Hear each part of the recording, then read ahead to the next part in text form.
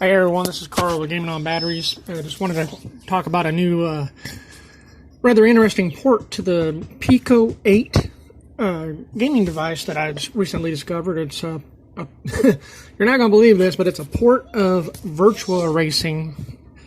It's abandoned gaming, whatever you want to call it. It's not legal, but it's technically impressive. Oh my gosh, man! I mean, come on, this is it's kind of a demake. I mean, it's the spirit of the game, and obviously the Pico-8 being like around just slightly more powerful than an 8-bit Nintendo NES. I know that's annoying. I hate saying 8-bit Nintendo. Anyway, the Pico-8 does feature parallax scrolling and such standard, which the Nintendo NES didn't. But graphics-wise, this is about on par with what we saw on the NES. Now, not Virtua Racing itself, anyway. Excuse me, because there's a lot of polygon use in this version. And as we all know, the Nintendo NES wasn't exactly a polygon pushing machine. Neither was the Super Nintendo. But anyway, with Virtua Racing on the Virtual Racing on the Pico-8, we got two tracks. We got Novice and Expert.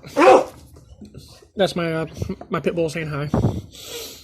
And you have just like on the Sega Genesis, 32X, Sega Saturn Arcade, multiple re-releases of the game. All those versions you have, the basics are here. You have multiple camera angles. You can turn around on the track and go the wrong way.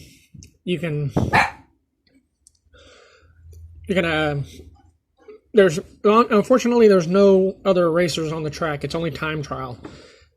Kind of like Ridge Racer was, where you had to reach certain milestones to continue racing. And I'm sorry, it's not Ridge Racer, Rad Racer. Where did I get Ridge Racer from with that?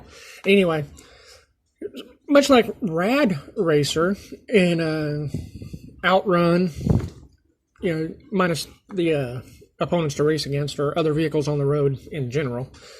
Virtual Racing on the Pico-8, it's impressive. I mean, there's a lot of pop in. I mean, there's pop in about slightly worse than there was on the Sega Saturn Daytona original version. It's just part of the game. I mean, there's just not that much memory available here. And that brings me to another problem with Virtual Racing on the Pico-8. If you're not familiar with the Pico-8, it's a gaming development platform that's focused on making games instead of coding. And you can code. I believe it uses Lua. But